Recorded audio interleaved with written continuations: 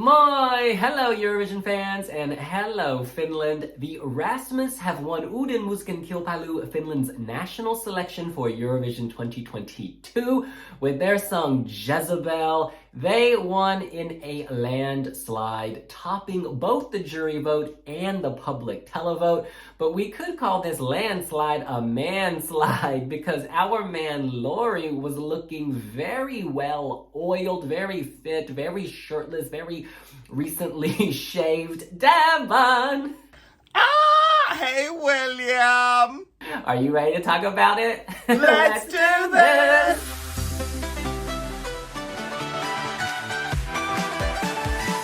OMG, Uuden Musiikin Kilpailu last night was just like, That was a moment. My favorite act won, and yes. This song was not among my favorite in the studio versions. However, we know the Rasmus can perform live. We saw it last night. This is, of course, a second reaction because I watched UMK22. Same for Devin. All right, hitting play. Yes, make it rain.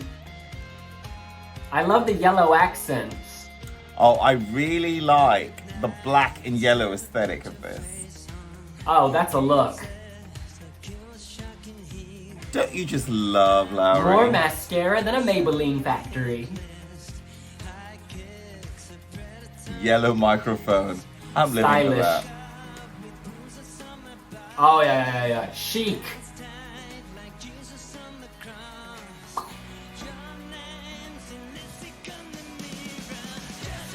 Oh, yes! Hey! Yes! It makes a cartoon realness. This reminds me a little bit of the Gorillas. Black and yellow. Bumblebee. Visual sting. I love it. You know, incorporating, animation into their live performance. It feels like they're at a concert.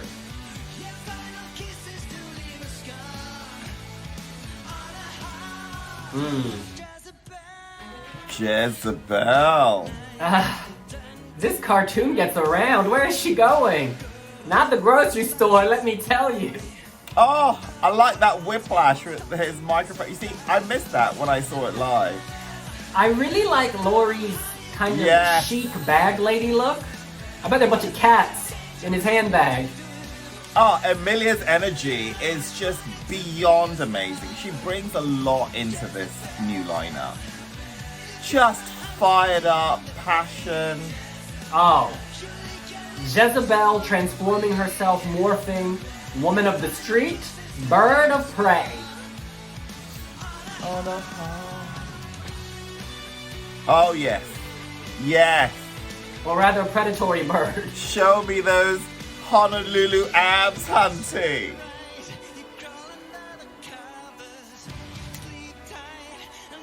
Awesome lighting. Oh, the lighting. Oh! Yes! Yes! Jezebel. Confidence, body confidence. Very flattering angle and lighting, well played. That biblical troublemaker has been working out with you in the gym. I love how the microphone is like a whip. I think vocally, he's struggling to breathe right now with all this motion. Lick your lips as you walk away. The vocals kind of declined as this has gone on. It's still good for rock though. It fits the rock vibe. He is so into this. Yes, Lowry. I just love this. The act, the song. Oh, oh yeah. Lowry! You know what? I love the act. I love the song. And so did the jury and the televote, voting it in first place, scoring a round total of 330 points. Can I just point out, the second act, the runner-up, Sign Kicks, didn't even get 240 points. So that starts to put things in perspective. Ooh, Lord. Look, there's a lot to discuss here. I think that the studio version was definitely not my favorite in Finland. The lyrics, a little wah wah. Also, the song's a little predictable. However, as we and many other people said at the very beginning of this, they are an established live act and they can deliver on stage, and they've done exactly that. They topped the jury vote, they topped the televote, and I don't think that's based solely on their popularity. This was visually arresting, it was clean, it was high impact. You know, we have some black and yellow at Eurovision already in Subwoofer, so like hopefully in the running order in the grand final or wherever they won't be next to each other.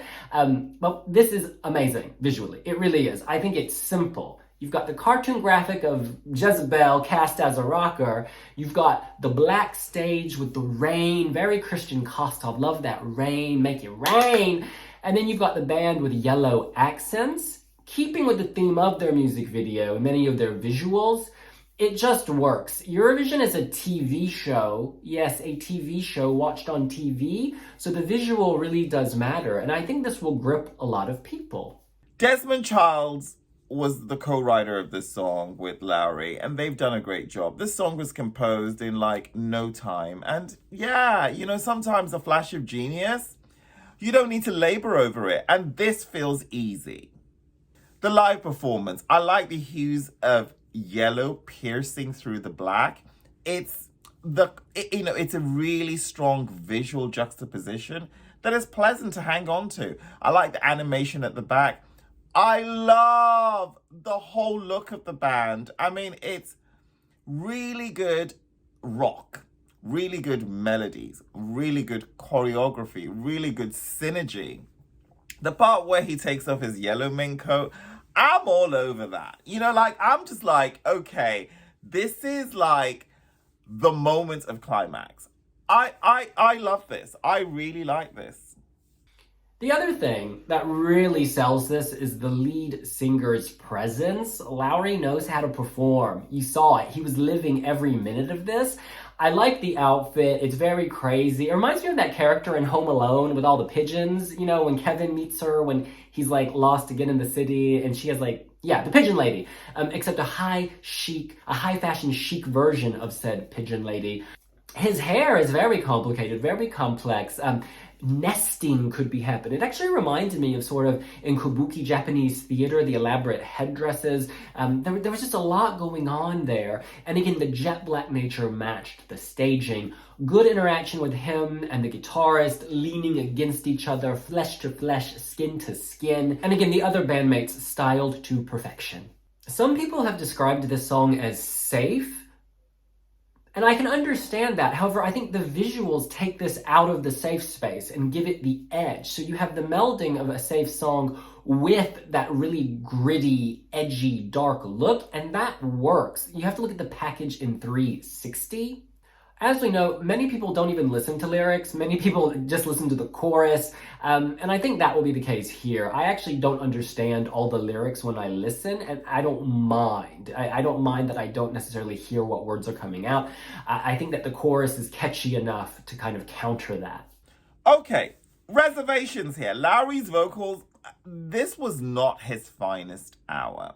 But, you know, we don't know what's going on in the background. The guy could have been unwell. I mean, you know, you just don't know. Maybe he's fighting through, and perhaps he's not even putting out a press release like, oh, woe is me. He's just getting on with life.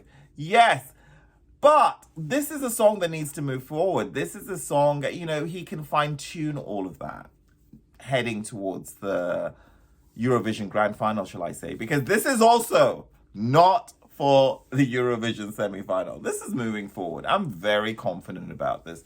This is brilliant. You know, William often talks about juries not wanting to attach their names to acts that people are not sure about. Well, guess what? You can be sure about the Rasmus. I mean, they're tried and tested, and they've blown up globally.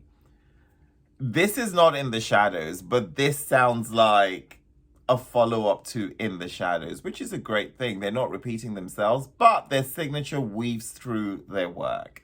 Great catalogue, great effort, another great number. This is keeping fans like me really, really happy. And this is, this is fresh blood Rasmus, Boo! Have you booked tickets to their European tour? That's what I want to know, because I'll be showing up at the London dates and I am ready to party. I want to read some comments that people made on the Wiwibloggs website immediately after the show. King of Kings writes, the song glorifies Satan. Jezebel is literally a devil, and people don't even realize what they are singing when they chant along to songs like this. It's disgusting and is an abomination to the Lord our God. We really are in the last days. I pray for everyone who is being deceived by Satan's grand scheme, but the Lord has the final victory. Turn to Christ. He's waiting for his children to return home. His arms are open wide for all the lost. His love is a love like no other. God bless. I would say, King of Kings, that the Rasmus are here to lift people up and sort of bring us together at a time the world is very dark. The song can be interpreted in many different ways. They play on the idea of a biblical troublemaker to talk about, freedom of expression, being strong, emancipation, what they would call a biblical badass. I'm not sure people will be as offended as you. Pauluser Garbage Rena writes, the performance was solid, but the song was far from being the best from their national selection. They probably thought they did well with rock last year, and they thought they can do it again, but no. Well, I've got to say, I do prefer this rock song to, say, Intelligent Music Project, and I think a lot, from what I've been reading online, a lot of people do prefer this to San Marino's Achille Lauro as well. So in terms of the rock entries, this is, potentially up there. And Nama writes, people are being strict with this because they compared this to the old mega hits of the band. They should compare this to the other Eurovision entries that have been selected so far, definitely one of the strongest. And I would agree that in terms of the overall package, Finland's national selection was superior on the whole to what we've seen. There were strong visual presentations, and the Rasmus had perhaps the strongest or one of the strongest visual presentations in Finland. I do think that visually this is already near the top of Eurovision 2022 of what we've seen so far, because the staging was crisp and clean. YLE Finland know how to do staging. We saw it with Blind Channel. We're seeing it this year. Yes! Jake, I'm sure this will do well. It feels solid, if unspectacular. I don't think it has the immediate impact of Blind Channel, but it's also not in semifinal 1 with all the bands. Easy qualifier and could do another top 10 for Finland. Top-notch production and songs from the Finnish broadcaster. Good on them. Hey says, the Rasmus was first with the international juries and the public's first pick, so I don't understand why people are complaining and thinking they will not do well. In my opinion, it's one of the better acts this year and will probably end up with a respectable place on the left side of the scoreboard. I think they did the right choice and can be proud of it. Beckaboo1212 writes, it was a brilliant show with amazing performances and a perfect winner. Also, big shout out to whoever painted the microphone and its stand yellow for the Rasmus's performance. Here's what I hope the band will do next. Shoot a music video for Jezebel, show-stopping performance in Turin, shut down haters. Well, damn, Beckaboo, those are strong words, girl. It's Eden writes, deserved. They had the best overall package. The song is good, not the winning ESC 2022 song for sure, and the performance was good. Again, not Chanel slow-mo by any means, but overall it ticks all the boxes. Mio says, I'm speaking mostly for myself when I'm saying I hate this. I just cannot enjoy the performance. Painfully mediocre vocals, weird staging, not in a good way, and the lyrics are a bigger cringe fest than Latvia's, and the whole performance was messy in general. I understand some people will love this act, but for me it's a huge no. Sorry for being too harsh, but these are my honest thoughts about the song. In terms of the vocals, I think with rock, you can get away with having vocals that aren't necessarily melodic, perfect, operatic. You know what I'm saying? Like, it fits the vibe, and it's all about meshing together. What I will say is that the vocals seem to deteriorate as the performance went on. That may just be an issue, I don't know, of fitness. I read online that he wasn't feeling well, that he was ill, so obviously that would also affect his energy levels. Maybe he needs to follow our girl Chanel in Spain and wear some stilettos and run on the treadmill while singing. I don't worry about Lowry's vocals. Assuming he's healthy by Eurovision, he's not going to have a problem vocally. We know this from psychology. People who are really good at something do their best when they're in front of a massive audience. And the stage will be even bigger in Torino, so he's just going to grow in strength.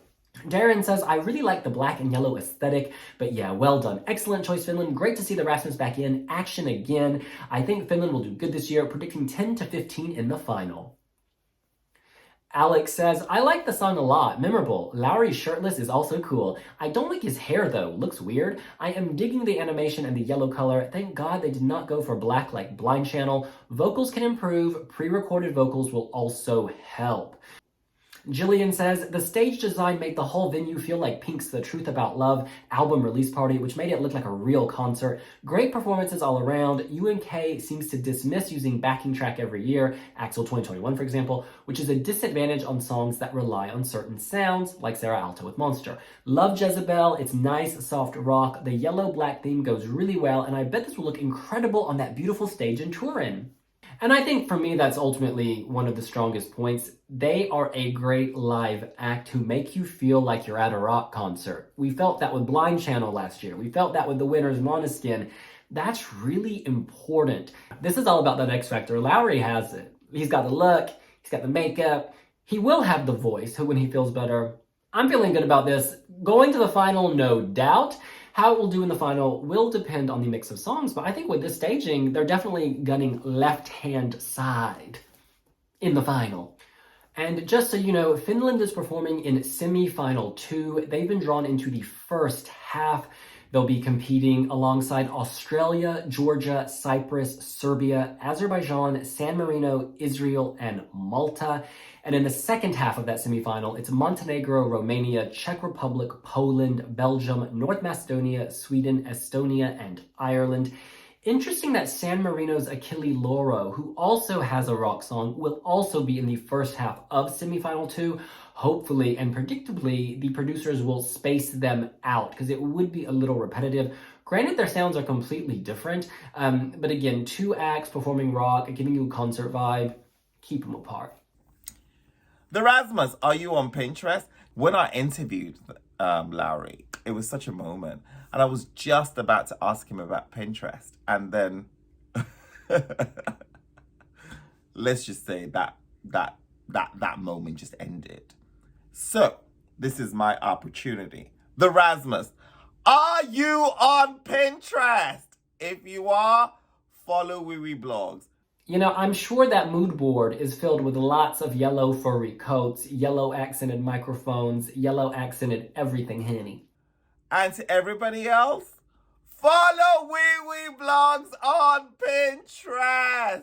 All right, well, that's what we think. What do you think? Are you living for the Rasmus? Do you think this black and yellow performance has some sting? Do you love the staging? What advice, tips, tricks do you have for the group? Not that they need any, because they've got amazing producers and big brains and they'll slay. Let us know here on Wiwibloggs. And we'll see you later. Bye!